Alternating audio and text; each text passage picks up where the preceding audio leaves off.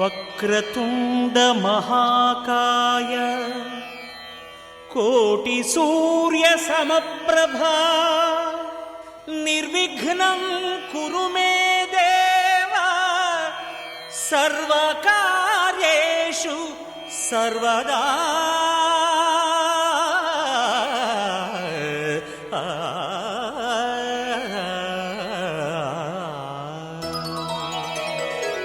అందరికీ ముందుగా వినాయక చతుర్థి శుభాకాంక్షలు.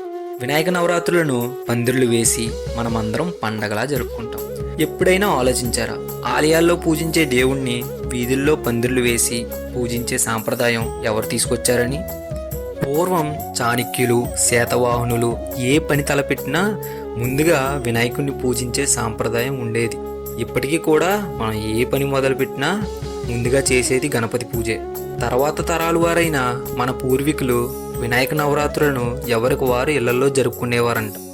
ఇలా కొనసాగుతుండగా బ్రిటిష్ పాలన వచ్చిన తరువాత భారతీయులను బానిసలుగా చేసి ప్రజల్లో ఉన్న ఆత్మవిశ్వాసాన్ని సన్నగిల్లేలా చేశారు. ఇది చూసిన బాలగంగాధర్ తిలక్ గారు ఐకమత్యం ఉంటే ఆత్మవిశ్వాసం పెంపొందుతుందని ప్రజలందరినీ ఒక తాటిపై తీసుకురావడానికి ఈ వినాయక నవరాత్రులను వీధుల్లో పందిర్లు వేసి అందరూ కలిసి జరుపుకునే విధంగా సాంప్రదాయాన్ని తీసుకొచ్చారు. ఈ సాంప్రదాయం ద్వారా ప్రజల్లో ఆత్మవిశ్వాసాన్ని, ఐకమత్యాన్ని పెంచేలా అడుగు ముందుకు వేశారు.